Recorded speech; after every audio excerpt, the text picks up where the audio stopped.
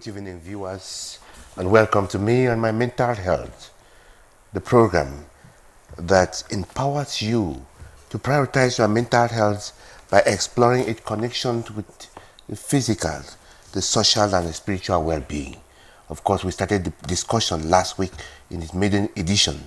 We are in the second edition today, and we are going to be talking about how you can evaluate your own mental health. Sister, good evening. Good evening, brother. And of course, we know you have been waiting because the feedback we got from last edition was very, very inspiring. Personally, I'm sure that Sister got the same experience. Yes, Sister, what was your own experience? You got some feedback? Yes, I got some very good feedback. Many people were interested in the program. They said they learned a lot from the program and would like to continue to learn and participate. You are going to learn a lot more today again. We are concerned about your mental health, and that's why we are here. We are here because you are there. And we start straight away, Sister. Let me start away with this cracking question. Why is it important for individuals to evaluate their own mental health? Yes, our mental health is fundamental to well-being. So if your mental health is good, then your well-being would also be good. You know, with your mental health, you judge, it helps the way you perceive things, the way you take in information. And you know, it's the information you take in that creates the emotion and the behavior you put forth in life, your communication, your association with others. So it is very important to for you to have a good mental health, so that the rest of your life would be in a positive state. For instance, if you see life positively, enjoy more of your life, and you'll be able to make more out of life. So, and if you see life negatively, you tend to have lots of suffering in your life. You tend to have lots of pain in your life, and therefore you're going to reduce the enjoyment of your life. So it's important for you to know the status of your mental health, so that if you find that it is not where you want it to be, you can work at improving it, so that you can choose the best life and the best outcome of your life to make you a happy person. Thank you so much. As you heard from Sister, if your mental life is good, your physical life, your social life, your spiritual life will be good. Your well-being will be good, and you'll be a fine person. Correct. We take a break. We continue with our discussion, and we get to the real question that gives us the title of the program today, which is what are the standards you can use to assess your own mental health? And the question is, are there standard signs that may suggest a person is mentally unwell or well, and how do we assess, evaluate, and analyze these standards to know our state of mental health? Yes, there are very many instruments that we can use to assess our mental health, and there are some standard ones which we use in the hospitals or in our health centers to measure your anxiety, depression, trauma, whether you have schizophrenia, bipolar, or whatever. So those are standard ones. But we can also have general standards that you can use to assess yourself, to know whether you are mentally healthy or unhealthy. And when I talk about being healthy, having a healthy mental health, it means like being functional in a positive way. But when I talk of like mental illness, it means it has passed a particular threshold that makes you dysfunctional in society. Then I'll call it mental illness. But when I talk about healthy mental health, I mean living your life in a way that you experience wellness for yourself. And there are standards that go with that.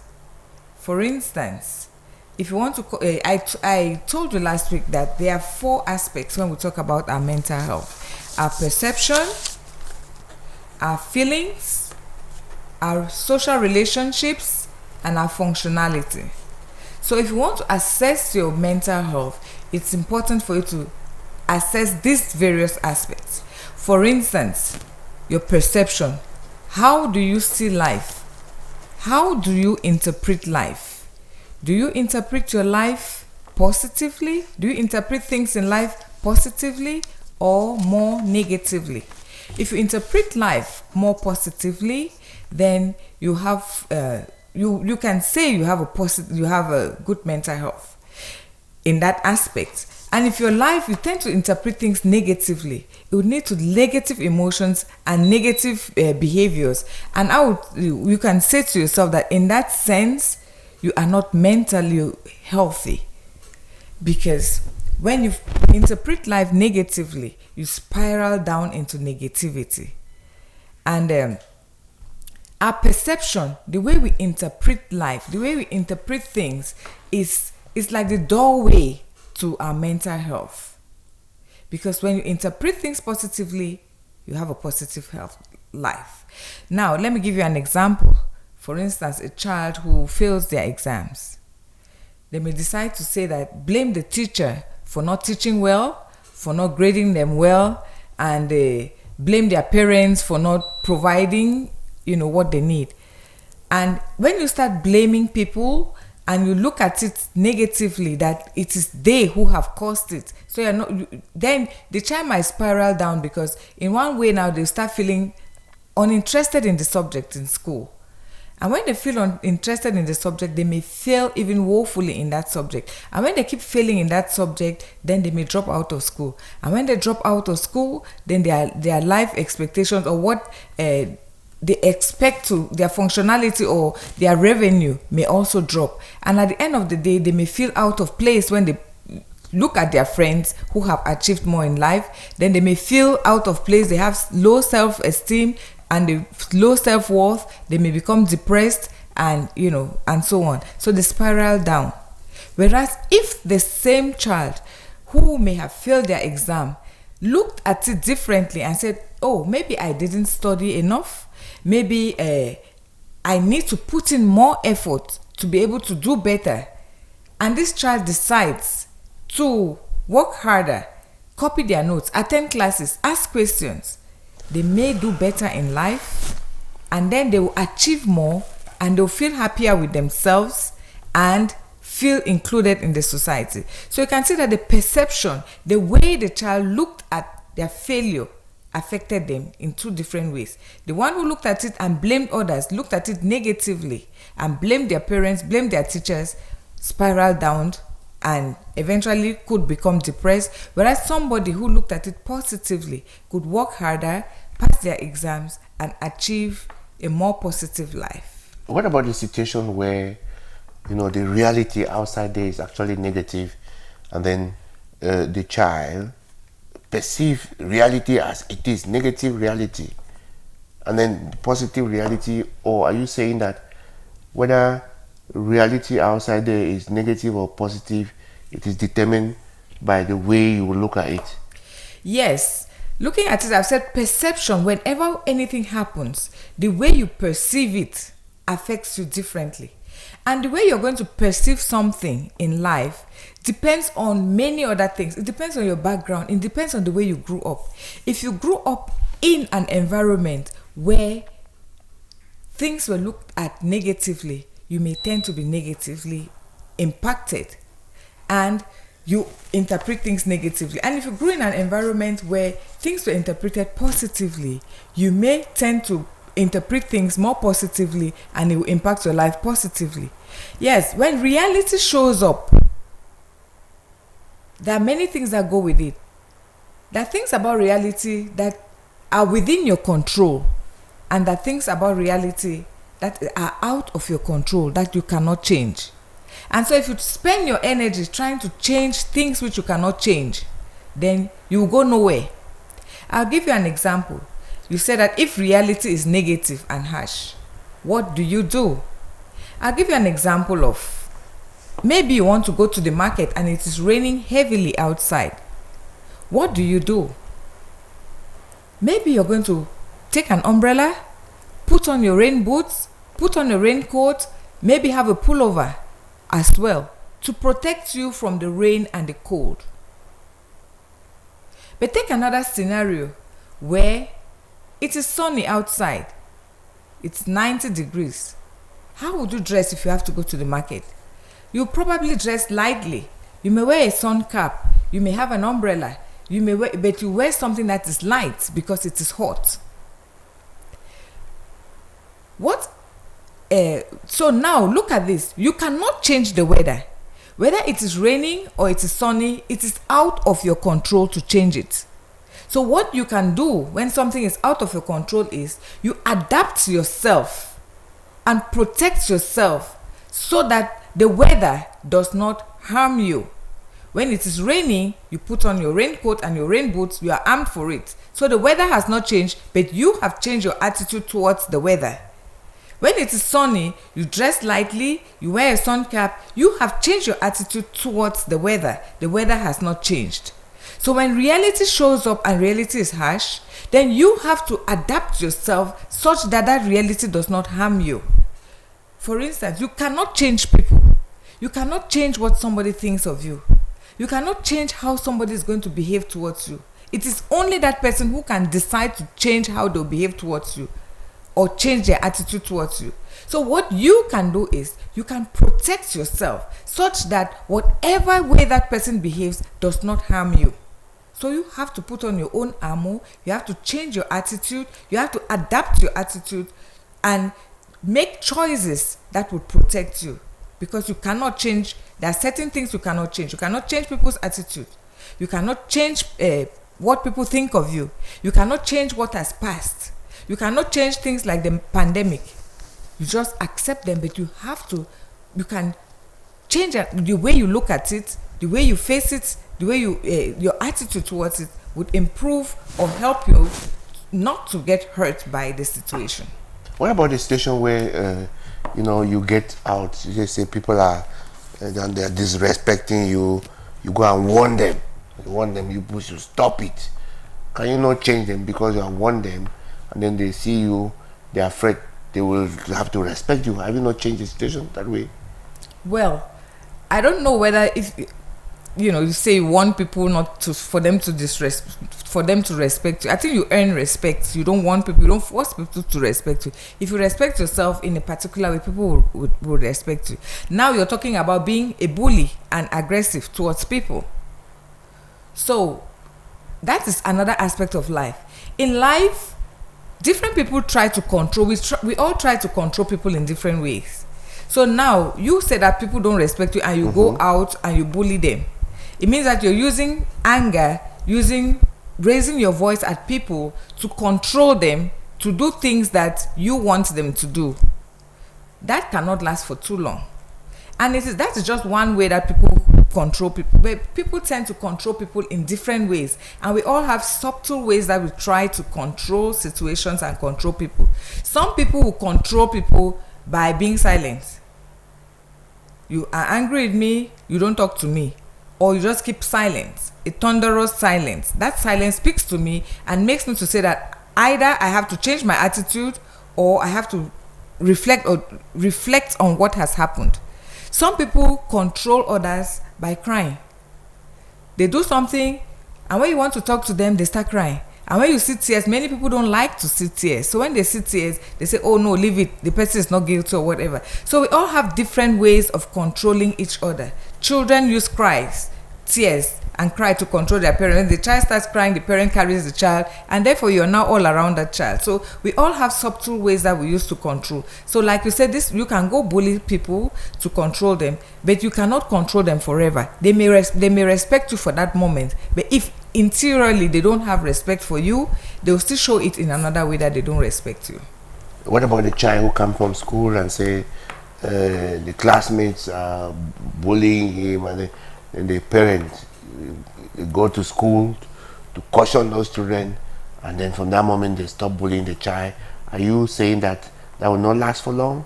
What's the negative impact of such a way of getting people do what you want them to do? Well, if a child is bullied at school, it is important for you to go and find out why is the child bullied at school, what is happening in the school. So I cannot give, an answer to all reasons why people are bullied and how parents go to school and act on it. We can only take one situation at a time and say, this particular situation, this is what happened, this is how it was handled, and the way it was handled was either right, good or effective or not effective. So I cannot give a blanket answer to that. So you say, as to summarize what you have said, sister, that reality remains the same, whether negative or positive, and it's based our different ways of looking at it, interpreting reality. That is our perception, determines the way we feel, and that is our business. That's our private business, because some other person will see that same reality in a different way. That's exactly what you're saying. Yes, that's what I'm saying. That reality is reality, and we all perceive it from different angles, given our backgrounds, and the reality does not change, but we can change our attitude towards reality. There are 4 things. You said perception. The second one is feelings. Yes, feelings. The feelings is another way in which we can assess our mental health. For instance, our perception actually elicits our feelings. The way you perceive something creates a feeling within you, and that feeling leads to an attitude, an action, a behavior. I'll use the example I used probably last week again. I said, if you are coming into a room and you see people laughing, when you're walking into the room and you see people laughing, you may think that they are laughing at you. You may interpret their laughter as laughing at you. And if you see that they're laughing at you, you may feel sad or embarrassed and you walk away. You may still walk into a room and people are laughing and you are curious. You say, oh, maybe somebody has said something funny. And then you ask and you join them. So now in the first case, when you perceived their laughter as laughing at you and you saw it negatively, you felt sad and you walked away. But when you interpret their laughter as something funny, you feel normal, you feel interested, and then you ask and you join them in the laughter. So now what I'm trying to say here is that our perception, the way we interpret things, elicits a feeling, and that feeling elicits a behavior. Now I'll give you another example of how you may interpret something. So let me say we take the example we just talked about, that you didn't pass an exam and you blame the teacher. When you blame the teacher, you start feeling hurt by that teacher, and you start feeling hate towards that teacher. So that hatred for that teacher can make you to have a negative behavior towards that teacher. You don't want to learn. You don't want that class. You don't want to see that teacher. So that your feeling is creating a negative impact on you. And that hate that you have in you spirals down to a negative behavior towards that teacher. Now, what I'm trying to say is that our feelings, if you have a negative feeling, you have a negative behavior towards somebody. But if you have a positive feeling, you're going to have a positive behavior. If you come to life and you feel that people are always against you, people are always wanting to harm you, you have negative feelings towards people. And when you have negative feelings towards people, you cannot be friendly towards them. And when you are not friendly towards them, it means you are isolating yourself. And when you isolate yourself, you may easily become depressed. So it is important for us to know the kind of feelings we have and elicit positive feelings towards others. If you are always feeling that people are out for you, people are against you, I don't trust people, people are not trustworthy, all those negative feelings, they make you to live in a negative environment. And because you live in a negative environment, you reduce your circle of social interactions. And when you reduce your social interaction, you become anxious. You become depressed. There are some people that when they're walking into a room, they feel that they're judged by people. They cannot speak in public because they feel that they have social anxiety. They feel that whatever they say or the way they walk, they're going to be judged by people. So they have fear of being around people. And because they have fear of being around people, they often make excuses that, oh, I won't be able to attend this, or I won't speak in a crowd.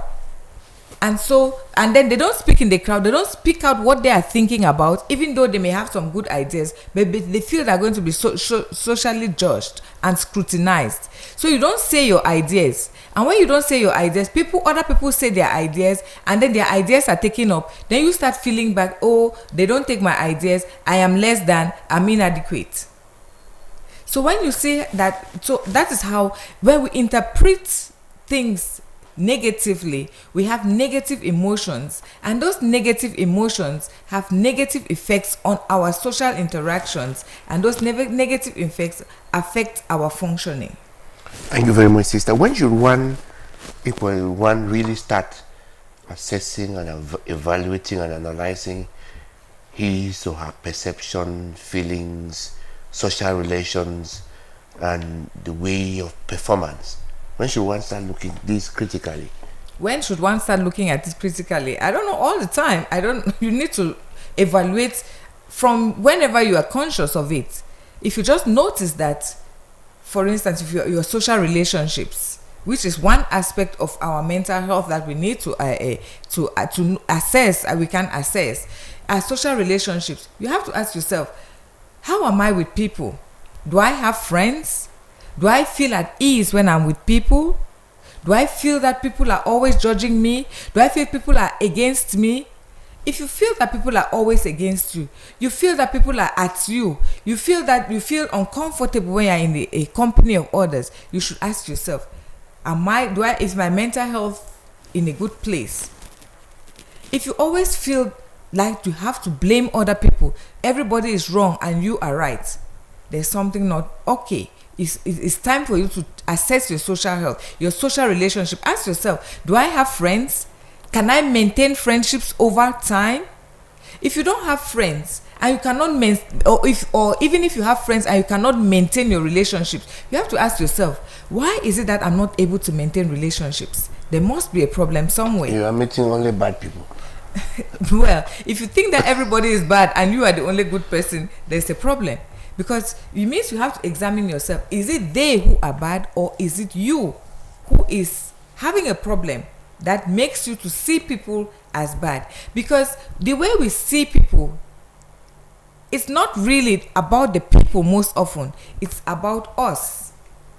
Because it's about us. We are projecting what we see. Because we are interpreting, it is from your perspective that you are seeing somebody. Even somebody whom people say is a bad person, they have their own friends who love them. Because those people see them differently. So the way we see somebody, it is our perception. It is the way we have experienced people in the past that makes us to judge. For instance, if you have gone around and you've seen sisters dressed in blue, and some of the sisters were nice to you, when next you see another one, you're going to say, oh, those sisters are very nice. If you go around and your first experience or your experiences have not been so nice, you see another one, you're going to generalize that those sisters are not nice. But you have not experienced that particular person you're seeing. It is your judgment of what you have experienced in the past of those people that you are projecting on another person. So when you are talking about people, the way you perceive people, the way you are talking, it is about you most of the time. It is not really about that person. Because if you see somebody who has a difficult attitude, it might just be calling you to say that you need to be more accommodating. Because there are other people who don't see the person as difficult as you see them. So when you feel challenged by somebody's attitude, it is not necessarily that that person is bad. It is maybe because your experience of that person. Because not everybody experiences the person the way you experience them. Are you saying that there are not people outside there who are actually difficult people? There might be people whom people say they're difficult people. But it depends on what angle you're looking at the difficulty. Because somebody who might have something that challenges me might just tell me that I need to be more accommodative. And if I'm more accommodative, I'll be able to accommodate that person as well. So in effect, what you're saying is that, yeah, there could be difficult people outside there, but it is me. How do I Deal with them. deal with them? Yes. It is. So, sister, let Because me, some of the times we spend a lot of our times trying to change other people. without changing ourselves. Yes. We cannot change another person. We have to know that we cannot change another person. We cannot change what people are thinking about us. But you can say to them that this is the way I feel about the way I experience you, you know. But it is only that person who can decide to change themselves. But you know, if I change my attitude towards another person, I elicit a different response from that person.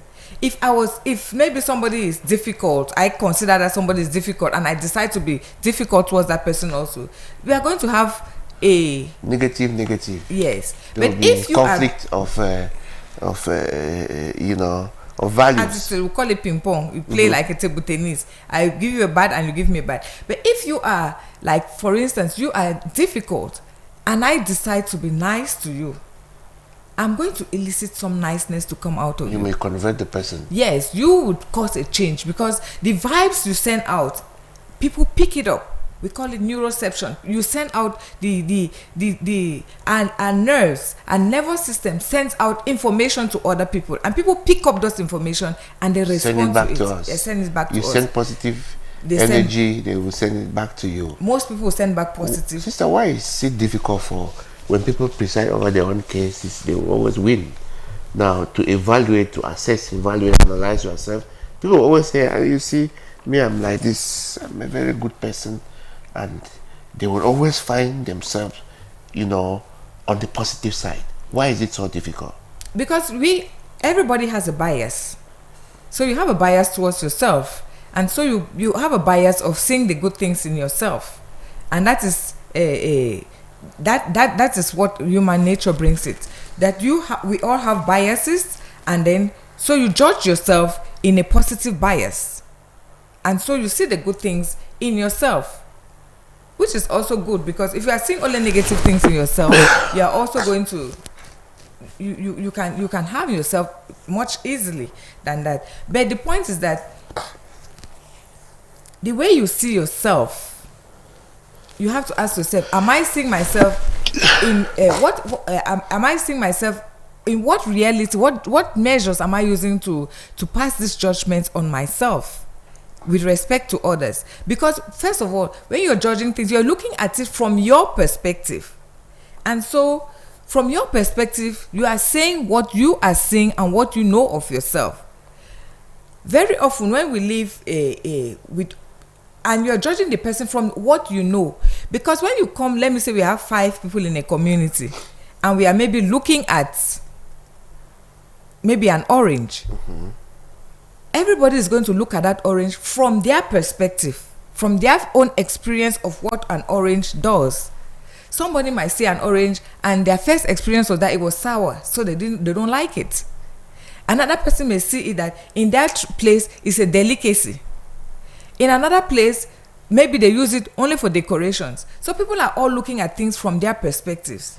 And so when you're looking at it from your perspective, you think that your perspective is the only perspective. But if other people come in, they may bring other perspective of the same thing that you have not looked at. So when you're looking at yourself, you're looking at yourself from your perspective. But when other people look at you, they may have other perspective of you that you are not able to see.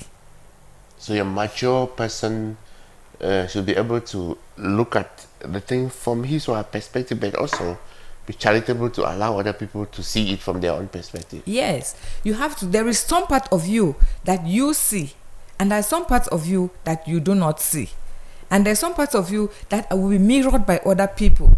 So it is important for you to have a perspective of yourself, but that is not the absolute perspective. You should be able to give room to listen to other people's perspective of you, and whether you take it in or not, at least listen to it, because people may also have perspective of you which are not true, because they are also looking at you from their perspective. For instance, you may be doing whatever you're doing, and somebody may judge you as being proud. But you are not necessarily proud.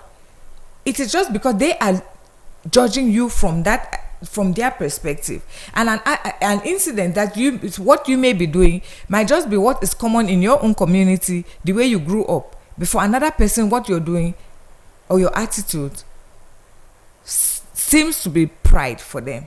So until you know what somebody's intention is for doing something, you cannot give an absolute judgment. So are you saying that there are no proud people outside there? I'm not saying that there are no proud people, because pride is there is this, what is the definition of the pride, and from which, because it is, pride can also be there's a definition of it, but also the context in which it is experienced might be considered pride for somebody, and for another person it's just a normal activity. Considering everything normal, what is there normal? are people that are proud outside there because this is using all the normal indicators of what we say, because you cannot say that pride exists outside there because you have seen it this way. Another person may not see it that way. Is that what you're There saying? can be an objective definition of pride given a society. And what kind of pride are you talking about? Is it self-pride or arrogance? Based on norms of society. So are you we can talking see about people self-pride, or you're talking of arrogance? Well, whether self-pride or arrogance, we say that. Because self-pride could be that I've done something well and I'm happy that I did it well. So I have that pride that I have done something well. Okay, And there's arrogance that could be that you are trying to show up, bluff for something that you've done. That's what we're saying. And Yes. trying to maybe minimize others. Mm-hmm. Well, so what is your question? No, I'm asking whether, are you saying that we can, using the norms of society, we cannot say this person is proud, where unanimously, using what we call human universals, we can say actually that's a pride act. Given the fact that there is a dictionary and there's a definition, but when you want to ask yourself, what is normal? Let us not go out of our topic, because what is normal? What can be normal for you is not normal for me. Or what can be normal for this society might not be a normal for another society. Yeah, we are talking in terms of using the norms of that context. Well, I could say that there could be people who exhibit pride. Yes. And pride is, I don't know whether it's, I can say that most of our attitudes, they're not wrong or right. It's what you do with them that makes it wrong or right. Okay. Now let me ask you, sister, as a clinical psychologist, can you look at someone like this and say, this person is not in a good state of mental health? Yes. We can say that somebody is not in a good state of mental health. And as I was saying, that there is a fourth point when you want to evaluate your mental health, and it is functionality. When somebody's attitude is such that they no longer function normally, following the norms of their society, yes, they could say that they may have some mental health illness. Because when we give like I say, you can have anxiety, you can have depression, you can have time and again, you can experience trauma, and you are still functional. But when it reaches a threshold that you are no longer functional in your school environment, in your home environment, in your work environment, or even recreational in recreational activities, then we say that now this person, it has crossed a certain limit. We call that mental illness. Let's take a break. When we come back again, we discuss that further.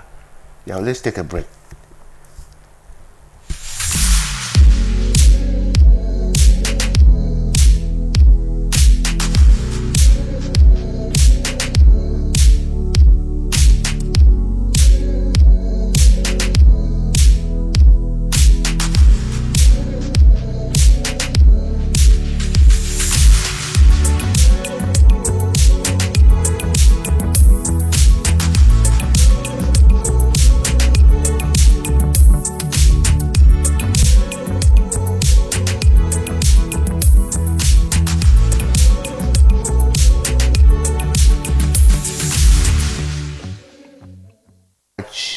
If you are just tuning in, the program is me and my mental health, and we're discussing how to evaluate your own mental health. Sister, you were about discussing this. What does self-evaluation indicates it is time to seek professional help. Okay, like I said already, Yes. you can evaluate yourself in different aspects, and there are different aspects of life which could be considered to have mental health issues. And when you are no longer functional, Yes. when What, it what level interferes, of what level of functionality could one realize or be quick to seek for professional help?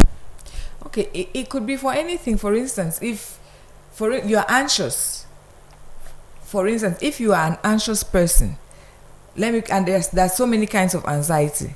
Let me take social anxiety. Social anxiety means that you are anxious in a social environment. You may you may need to go for a meeting, and then you are always afraid that when you come in, people are going to scrutinize you, people are going to judge you, people are going to look at you negatively. You come if you go for the meeting, you're maybe supposed to give a presentation, you are so scared to give the presentation that are going to judge the way you're going to give the presentation, and so on. Then so the eve of the day that you're going to give the presentation, you just suddenly say you have headache and fever and you cannot go for the presentation anymore. Then you feel a little better because now you're not going to be socially judged as you think you're going to be socially judged if you went to give the presentation. You are giving an excuse that has made you not to go for that event. So now if that is consistent and you discover that it happens when you have to go for a birthday party, it happens when you have to give a talk, it happens when you have to go to maybe school or whatever, then it may become a pattern, and you say that this is now interfering with your activities, and therefore you may need to have some support, mental health support, to help you overcome this attitude. And sometimes that scrutiny, it is in your head. People are not judging you the way you think they are judging you, and you're just feeling afraid. A lot of it is in your mind, and so you may get some help to overcome that so that you can live a normal life. Some people are so anxious, they have generalized anxiety. They sit in their house and are worried about their child in school, whether the child is okay. They're worried about those who are traveling. They're worried about if something happens and they get, they just create worries. They worry about everything. We call it generalized anxiety. And therefore, the worry can even paralyze you because now you cannot sleep in the night. You are unable to sleep because you are worried about so many things and about everybody. And when you are unable to sleep in the night, you wake up in the morning, you're grumpy. When you're grumpy in the morning, you go to work, you are easily irritated. And when you're easily irritated, you start having functional problems with the people at work. And then you cannot even give a good output because you didn't sleep well in the night. So now all of that starts affecting your work, your output at work. Then you start getting queries. And when you get queries, then you may eventually even lose your job. So now that is generalized anxiety. They even give you a job to do, you are worried whether you are able to carry it out. So when you have this generalized anxiety that begins to affect your output, then it is time for you to seek professional help. It might be in the case of depression. Mm-hmm. Maybe you start feeling that you're losing interest in the things that you used to like to do before. Mm-hmm. When you start losing interest in things that you enjoyed doing before, then you discover that you want to isolate yourself. Mm-hmm. Then you discover that you are very negative. You see life only on the negative side and you're blaming other people. Maybe you also start seeing that no one likes you, and then you feel life a little, and because you feel no one likes you, you feel isolated, then you begin to see that life is worthless. You wake up in the morning and all of this now starts draining your energy because you are having lots of thoughts, negative thoughts in your mind. No one likes me, I cannot perform. Then as it drains your energy, you become weak, you become tired, you sleep a lot because your energy is gone. You wake up in the morning, you don't have energy to go work, and you want to isolate yourself. It may be time to seek help because those are signs of depression. Are there credible tools or self-assessment tools available to the public that one can use to I want to measure my anxiety, measure my perception, measure my feelings. Are they credible apps? There are credible tools that psychologists can use to help you measure your anxiety, your depression, trauma, and so on. But you can read up online to see whether you're anxious and whether those signs and symptoms of anxiety warrant you to find help. But if you start saying that you want to measure by yourself and you don't have all the background knowledge and information, then you may diagnose yourself of things that you are not sick of. So I will not advise you to take tools online on apps to measure your anxiety, but I could say you could read up to see those are signs and symptoms of anxiety. Do I have some of them? And is it if it is affecting me, can I seek help for these things? For instance, trauma. You may have gone through a traumatic incident, and a hundred people might have gone through a traumatic incident, but not everybody who has gone through a traumatic incident is traumatized. Yeah. Because if you have the internal capacity to face the trauma and process it, and you have the external support as well, you may go through severe traumatic incidences, but you are not traumatized. You may also go through traumatic incidences and you have some signs and symptoms of trauma, but you are still functional, meaning that you have subclinical signs and symptoms of trauma which still needs to be processed and healed, but it is not of clinical significance. Yeah. You may become hypervigilant. That is, you enter a room, you are only thinking of safety, looking around whether you're safe. You may have intrusive memories. That is, the incident that you experience keeps coming back to your mind. You may have flashbacks. You are reliving the experience that you have. You may have signs like always being tensed and ready to be aggressive towards others because of fight and flight. You're ready to fight or fly away. So, those may be signs of trauma. For some people, although they have it, they may still be functional. And for some people, it may be crippling. When you find it crippling, or even if you are still functional, but it is disturbing, you can still you can still seek help to process those issues. But I would say you can look at the signs and symptoms, but I would not say you should measure and decide and give your own diagnosis, because you have not been trained to be able to know that at this level it is a mental health issue, and at this level. But what our advice is, if you see that you have some of those signs and symptoms, it will be good for you to seek mental health assistance. So many people particularly the Anglophone regions of Cameroon, have been exposed to all kinds of dangers, violent killing, burning of homes, some who have been chased, run in the bushes and settle elsewhere. Is it a possibility that the majority of the people could find themselves in a state of mental health issues? Well, I cannot say majority, but it is possible that people who have experienced such traumatic incidences would have some mental health issues. They could have anxiety. They could have you can have anxiety because you have lived through frightening situations. So it makes you to be primed for more anxiety.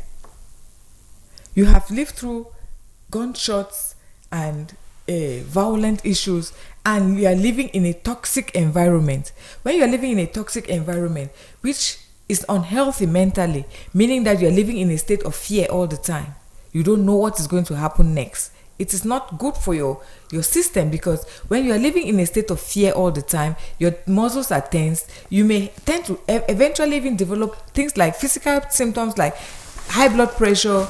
You might high blood pressure, cardiac related problem, illnesses. cardiac related illnesses, because you're living in that kind of a toxic environment. You might develop things like stress, gastritis.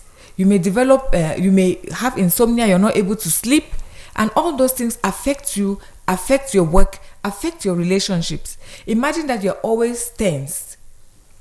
Then you're having discussions with people, there is a tendency that you go into arguments very easily because you are not settled and your nerves are like ready to fight off with somebody or run away from, your body is geared towards fighting. So there's a tendency that, and when your body is geared towards fighting, there's a tendency there's a tendency that even your wavelengths in your ears, they start waiting to pick up only aggressive tones, which are either high pitched or low pitched.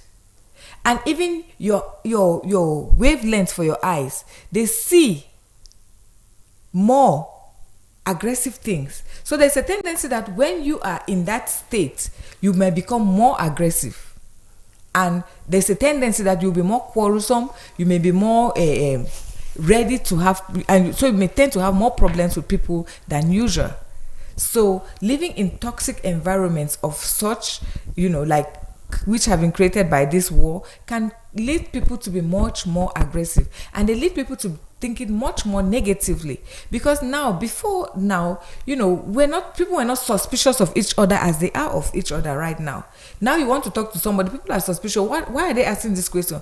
What is the reason behind it? Do they belong with me or against me? So people are suspicious of each other. Children have seen that you can kill somebody if they hurt you, if you don't like them. That makes an image in these children's minds that so you can harm somebody who you don't like. And so as they grow up to also, they will tend to do that. They will tend to be more aggressive towards their enemies or people that they feel. And that is why we are seeing many children nowadays, they are very aggressive towards each other.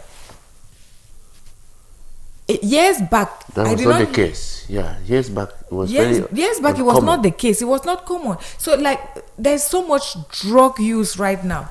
Many children have lost parents, have lost family members. They have seen aggression. They have seen blood, violence, and these children have taken in this information. Some of them don't have words to be able to express what they have seen, but it is stored in their body, stored in their emotions, and so they become emotionally dysregulated. They're not able to handle these emotions, and yet they cannot speak of them. They don't know who to speak of them about, who to speak with about these things that they have experienced. And if a child who has experienced all of this comes from maybe a single home or a broken home where they already have emotional problems because their parents are separated, so this is an added thing to that. Then they go to school, they're struggling with it. This child may not be able to sleep, may not be able to study, and when this child is not able to sleep or study, their friends may tell you that if you take this drug, it's going to make you sleep. If you take a tramadol, it's going to make you sleep. If you take marijuana, it's going to help you. So you can see that a child might very easily go into the use of an abuse of drugs without even knowing, in order to calm themselves down. And if a child goes into the use and misuse of drugs in order to calm themselves down, then lots of children now go into the use of drugs to calm themselves down because they are dealing with a lot of emotional dysregulation. So it is for us now to be able to see that things have changed. How can we help the children, our young people who are living in toxic environments, who are living who have emotional dysregulation and are trying to regulate their emotions? I know we might say that it's peer pressure and so on. The peer pressure is only adding to what they have already experienced. Yes, sister. Thank you very much for that explanation. I wish to ask, are the symptoms of children, or let me put this way, this very urgent one, what is the relationship between substance abuse and mental health issues? Is there a connection? Substance abuse is already a mental health issue because you are abusing a substance and then you become dependent on that substance. I think we'll need to take some time to talk about that clearly, yes, because that is a very big topic that needs to be dealt with. But substance abuse is a mental health issue. Yes. But I know that many people and many young people have gone into the use of substance without knowing the implications and the effects it has on them. and they start using it, maybe like I said, because they are traumatized, because they are emotionally dysregulated, they cannot sleep, they have emotions they cannot deal with, and a friend say take this and you feel calm and normal, and they take it and they feel calm and normal for a time, but they don't know that as they take it over time, they're going to become psychologically dependent on the drug. And when they become psychologically dependent on the drug, it's going to have many other effects on them. They don't know when they are starting it, but they find themselves hooked in it and they cannot get out of it. Thank you very much. We take a break, and when we come back, we'll be concluding the program. We just take a short break. Thank you very much.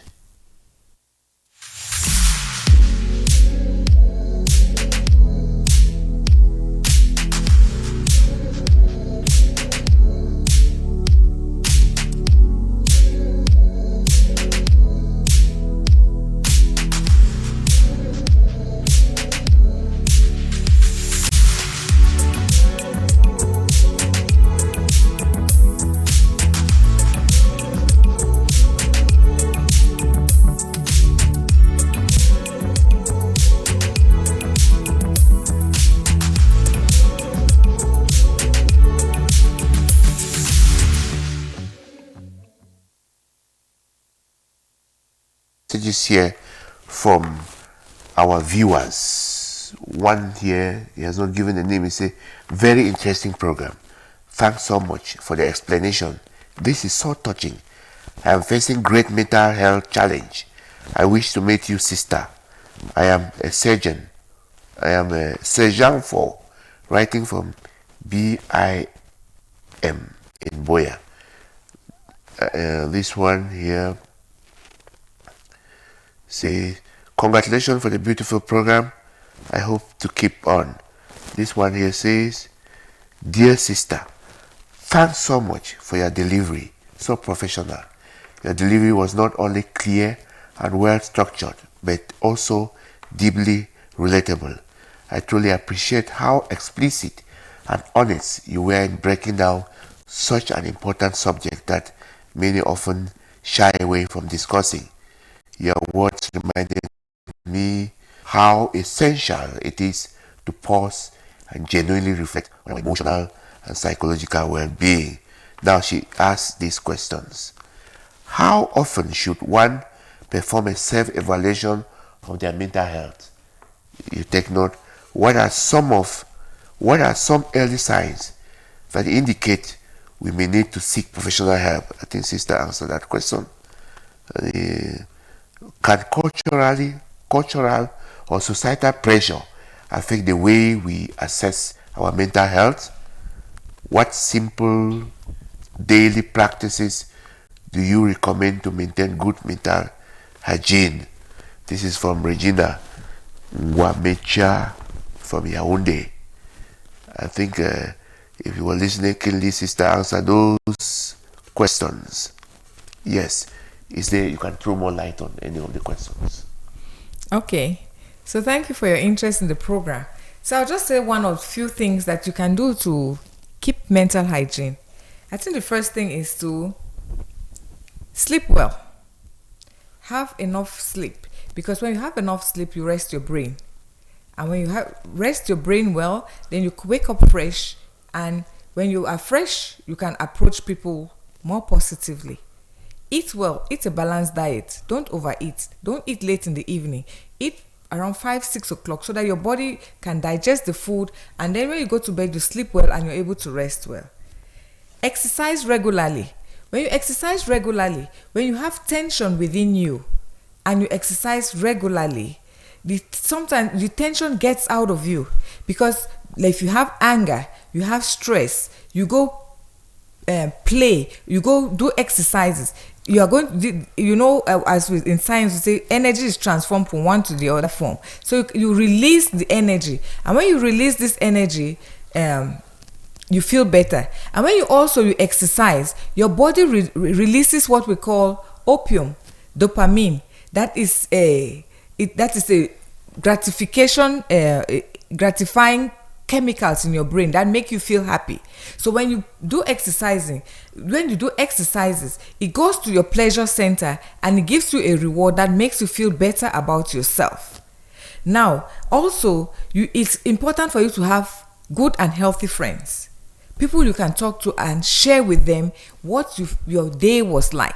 You should have at least 1 or 2 people that you can talk with them to share your experiences. And if you don't have, you should at least try to have somebody that when you have a difficulty, you can talk with them. Share with the person. Yes. Let's leave it have there, social sister, relationships. We will split this. We're going to bring these answers in a very larger forum. There's another message here. Good evening, brother and sister. Thank you for such a rich program. Can silence and withdrawal from opponents not lead to dementia? What are those attitudes that can plunge one into dementia? This is from Tekwe Samuel, St. Anthony Parish, Boyatown. That can withdrawal from people not lead you to dementia? Yes. Well, I don't think that dementia is as a result of withdrawal. Are you talking about dementia or depression? So, because dementia is it's a disease, a mental health disease that comes especially with age, when, as it is, although it's not well fully understood, that some of your nerves are don't function properly, that like clogged. And that usually comes to old age, when you forget things, and you tend to forget things that have happened in the past, or in the recent past, or in the present. So dementia is a different thing from, I don't know whether you want to talk about withdrawal. Withdrawal from people, can it not lead you to depression? Withdrawal as a way of, protecting yourself. Yes. Yeah. So it would depend. If you are with people, toxic people that maybe you are having difficulties with them, and you withdraw yourself from them. So it is all your perception and your attitude towards that withdrawal. So if you withdraw yourself from people because you are feeling hurt by them, and it is not in a healthy way that you withdraw yourself from people, the point is, when you withdraw yourself from people, you tend to reduce your circle of support. And when you reduce your circle of support, you have to find out, how is this affecting me? You're already having social relationship issues. Yes, you may have some social relation. As you reduce your circle of support, and then and if you are withdrawing from them without solving the problem, because the problem stays there, and your withdrawal has not solved that problem that you are having with those people, it may lead you to depression in a way, because you have a problem that you've not solved. So withdrawal is not a solution to the problem. When you have a problem with, what did he say, toxic people or whatever, yes, if you have a problem with them, now analyze where is the source of that problem. Is it the way that you are perceiving those people that is problematic, or is it people themselves? Is withdrawal from them the best solution, or is it solving the problem, which is the cause? So because avoidance might be something that helps to maintain a problem that you have. You are just postponing the solution. Yes, because one of the things that cause us depression is avoidance. You want to avoid to meet people, then you withdraw yourself from them. And when you withdraw yourself from you withdraw yourself from them, you have not solved the problem, but you are maintaining a problem that is unsolved. You have not touched the problem. So what I would advise is that if you have people or a situation that is difficult, find a way to address and analyze what the cause of that problem is. Thank you very much, sister. I want you to remind Sir Jean Mfo, when he's asking when can he meet you, you give him an appointment when he can come to St. Joseph Oasis. Yes, I live in St. Joseph Oasis in Tico. That is the former 3813 building. And you can reach me by the phone number 652 116 413. I work at the St. Joseph Oasis, which is the former 3813 building at the Tico Douala Road, and my phone number is 652 116413. Thank you very much, sister. And with that, we come to the end of this beautiful program. And we want you to keep the rendezvous Wednesday from 9 to 10. We're going to continue answering some of your questions and discussing very important issues that are concerned with our mental health. And before we say goodbye, sister, what's your last word to our viewers? Well, make your mental health your priority, because your mental health is fundamental to your happiness, to your joy, to having fulfillment and peace in your life. It's all the way you look at it. Thank you so much. And this is we say goodbye. Continue watching the programs of DMR TV Tele and listening to the program of DMR TV Radio. I want to remind you to this time the program will be 9 to 10 on television and 9 to 10 on radio. So those who cannot receive us through the screen, through the television, can listen to us on radio. Goodbye and God bless you.